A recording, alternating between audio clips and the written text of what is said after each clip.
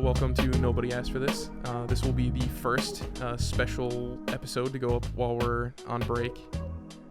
So I'm interviewing Mackenzie. Hello. And we're talking about some music. You want to introduce it? So, the album I picked for this is called Lost on You by LP. It was released in 2017. It was her first, official album that she put out. And you've listened to it. I've also listened to it, yes. So, real quick, before we jump into that, you were not on the Kanye extravaganza, but you did slog through all of the albums, so I just wanted to give you a quick platform to voice any hot takes that you had. Well, my hot take is that Kanye isn't for me. And I appreciate the work he does, and his newest album is probably one of his worst. That's my thought. Yeah, that seemed to be the consensus. So LP. Yes. Who is LP? LP is quite the woman. She's like a pop rock-ish artist. She's definitely out there. She's pretty different. I think she's in her 30s now. She's definitely not she's 38. She's almost 40. Yeah. She's definitely not traditional looking or sounding for a pop artist. And she's funky. I don't know. So, when I started listening to the album, I was like, this sounds oddly familiar, and I couldn't quite put my finger on why. Mm-hmm. But where I kind of fell down was she wrote for a bunch of artists. Yeah. She wrote music for a bunch of artists for a while, like Cher, Rihanna, the Backstreet Boys, Celine Dion, Christina Aguilera. Yeah. She wrote for all of those people, and I was like, oh, that's probably why. The style feels familiar to me. Yeah, she became a really well-known songwriter. Initially, she started out trying to look for her own music career.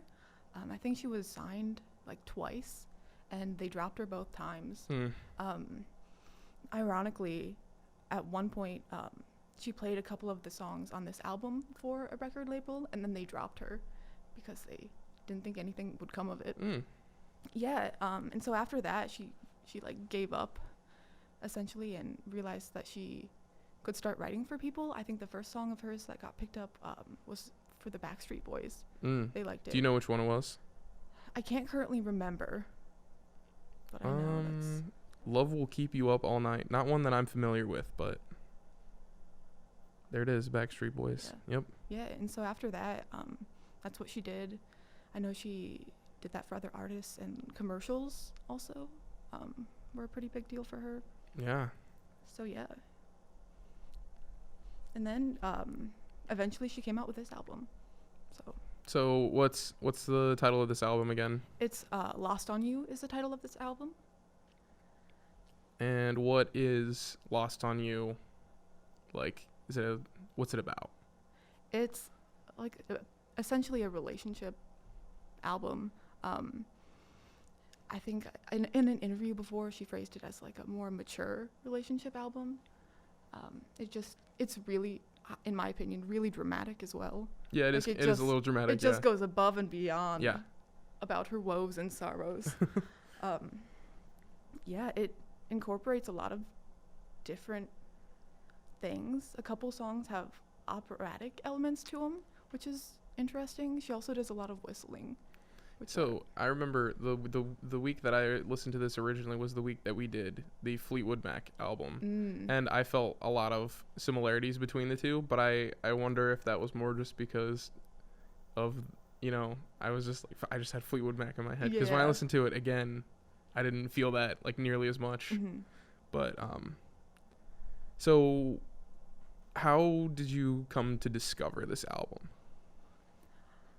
I think it was in 2017, and I was in the car with my mom, and one of the songs, I think Lost on You, came on the radio. And I was like, man, I vibe with this. And so I found it on Spotify and just became obsessed with this album. Yeah. All right. So, why do you think this is so important to you? This album is so important to you? I think it's important to me for a couple different reasons. One, I listened to it when I was 17, and so like it just kind of framed that shape in my life that I'm like still kind of like more connected to coming out of, I guess. Also, I didn't know this at the time, but she is a queer woman, and none of her songs use like pronouns or anything like that. It's all like you or those type of words. Yeah, like gender neutral stuff. Yeah. And I don't think I like really care or don't care about that, but I think it allowed me to connect more with the music. And it also just focuses more on the concept the songs are discussing as opposed to like a person. And it's more immersive in that way, in my opinion. Yeah. Just to make this like, just to have a through line here, I think there is something to making songs either gender neutral or accessible to all kinds of people, especially love songs, because the one that comes to mind for me is Savior by Rise Against, where the chorus is split into two halves that are like intermixed, and half of it is about a girl breaking up with a boy, and half of it's about a boy breaking up with a girl. So it's like everybody's got that. Yeah. I love that. So yeah, I think there is something to be said about making, especially songs about love, like accessible to everybody. Yeah. And in 2017, I don't think it was really something that could be done where she could have released it any other way. But her newest album, I think it was released last year or either early this year, it does use pronouns and that kind of stuff. I think that's been more normalized, so it wasn't as big of a deal when they were deciding whether or not that was possible. Heart to Mouth, is that what you're talking about? It came out December 7th, so about a year ago. Okay, nice. I also hate the album art on that, like the cover on the Heart to Mouth. I like that orange color. I don't like the foot. Oh, I didn't see that. Yeah. I don't like that either. Yeah, I'm not a fan. Is that album picture taken by Quentin Tarantino? Quite possibly. It did give me that vibe. Okay. So you said that you know this was an album you found when you were 17, and you said it was something that like you carried forward with you to now when you're 19, whatever. I forget the lore. I'm 19, but almost 20. Oh yeah, moving up. There you go. So you found this album at you would say like a formative time in your life. Yeah, for sure. That's I think a through line for these interviews. I think we'll come to find that people were formative when they found the albums that they chose for this series. I see. Yeah.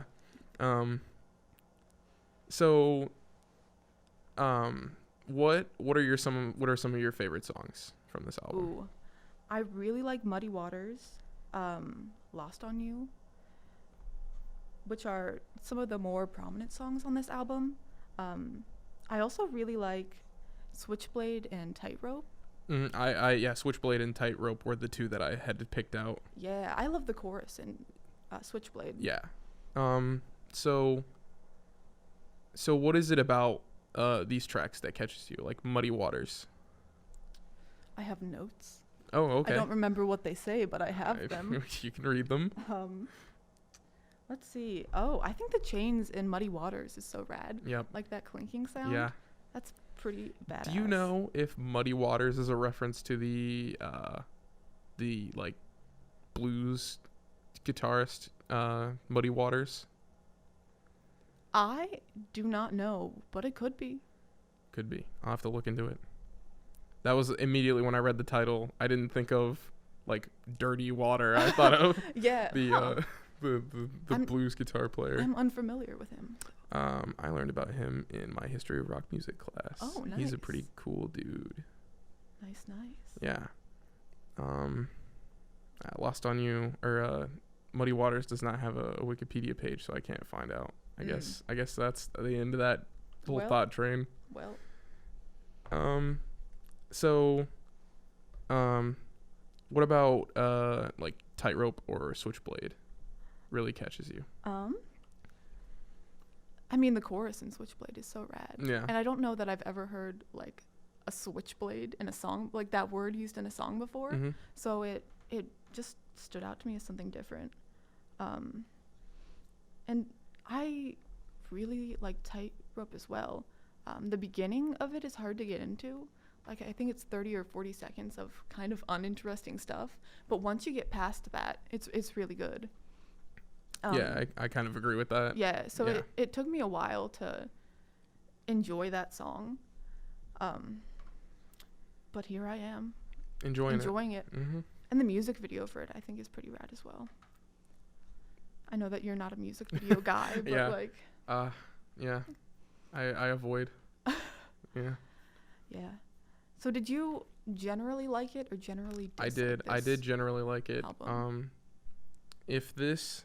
Let me refer to my ranking list real quick for the podcast, but if I were to put this in the ranking list, it would be toward the upper half. Would it really? Well, it's lit. The problem with it, the problem with this ranking list is I feel like it's like half the top 4 are albums that I really loved, and then there's the Fame Monster right in the middle, which is like I'm kind of in the middle on. Yeah. And then there's the bottom 4, which is like albums that I did not like. So I would put it above the Fame Monster. Okay. Take the number 5 spot. That's pretty good. Yeah. Anyone I've ever had listen to this album or any of the songs from it have fucking hated it. So really? Yeah. I thought it was like no one chill, likes it. Easy. I don't know. I thought it was chill and easy to get into. Like I just really liked it. I don't know. Nice. Right.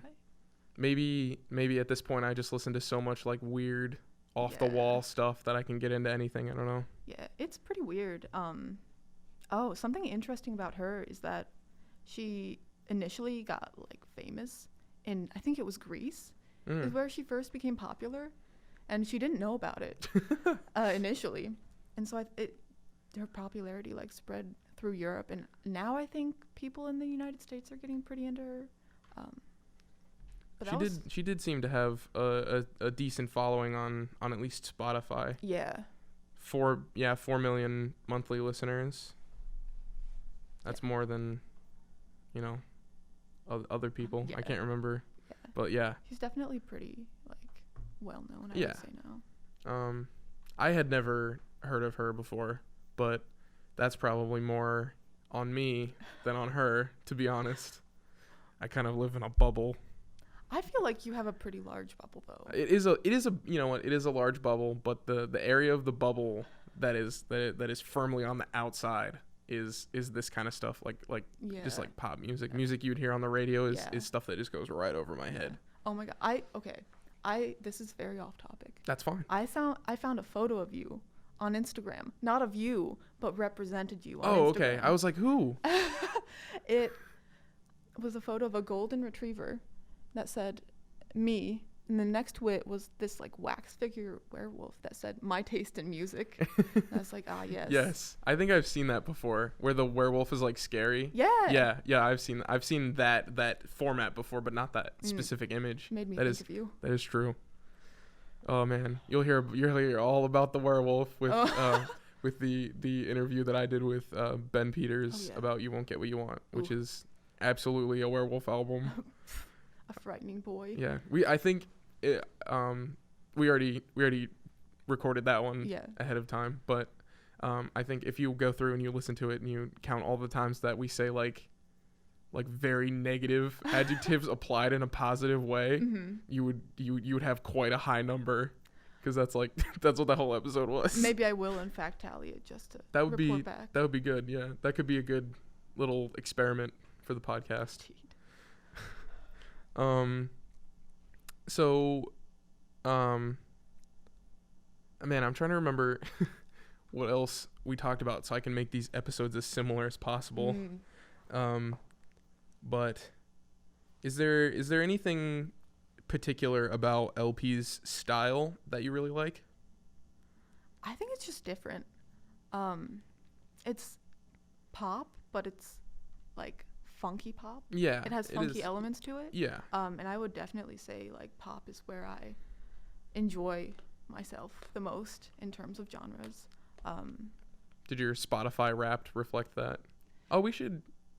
I might edit this out. Oh my god. But we should, for real, all four tweet our Spotify Wrapped. We should. My Spotify Wrapped is very upsetting to me this year. Really? Oh yeah.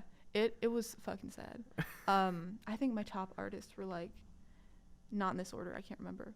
Billie Eilish, Ariana Grande, Taylor Swift, and like something else cringy. But none of my top songs were from any of those people. Really? Yeah. That's cool. Yeah.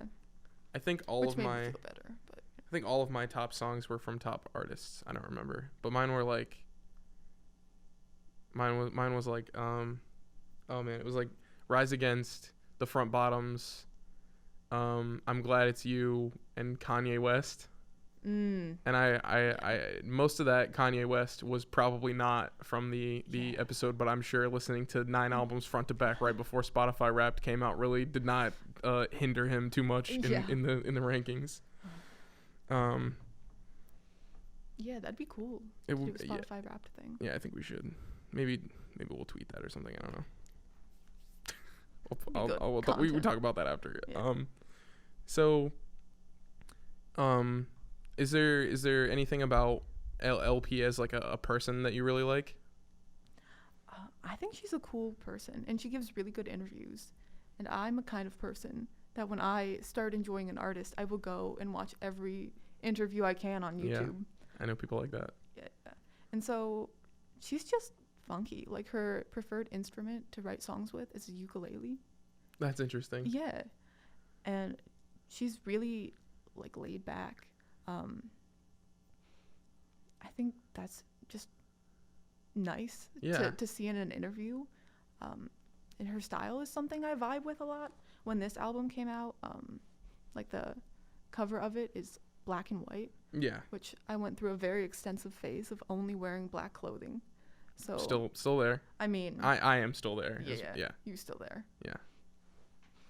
It been a long one. Been a long phase. Yeah, I don't know.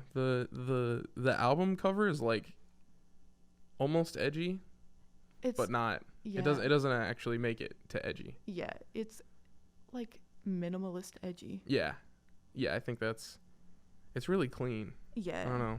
The other one's like that too, but it's got feet in it, so we're not going to talk about it. Yeah, it's unfortunate. Yeah. And it's all orange. Who does that? I don't know. I like that orange. That's a nice orange. I dig it. Like I dig the suit.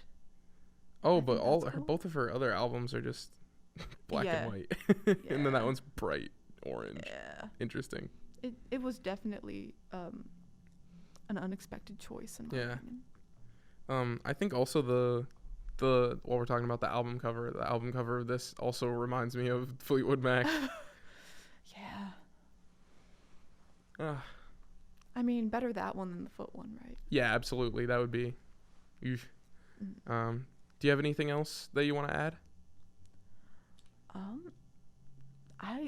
When I was considering which album to pick for this, I would like to shout out that I was considering some stuff from Amy Winehouse and also Florence and the Machine. Mm-hmm.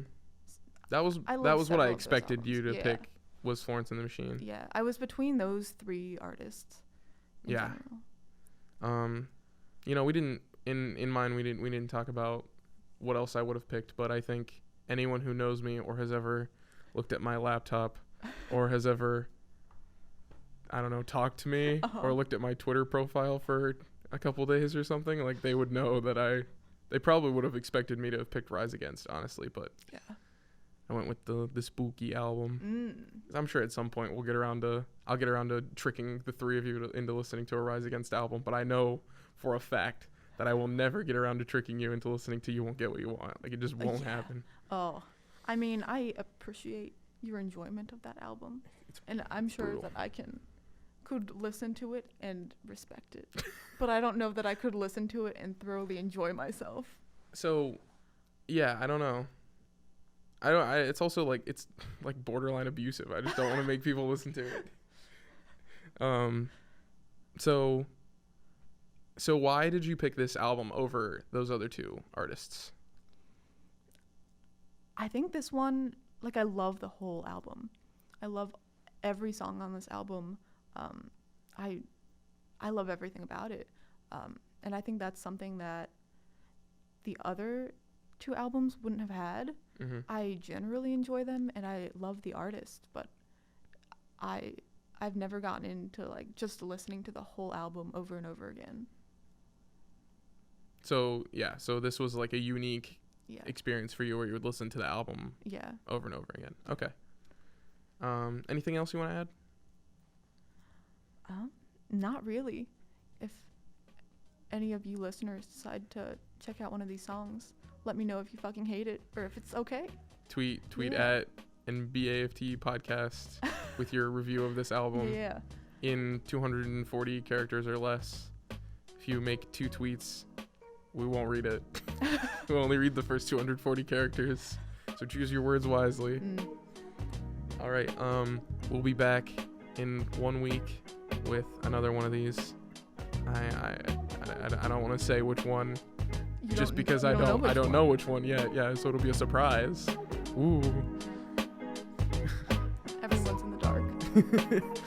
We're flying by the seat of our pants with the like guise of mystery on the front. See you folks later.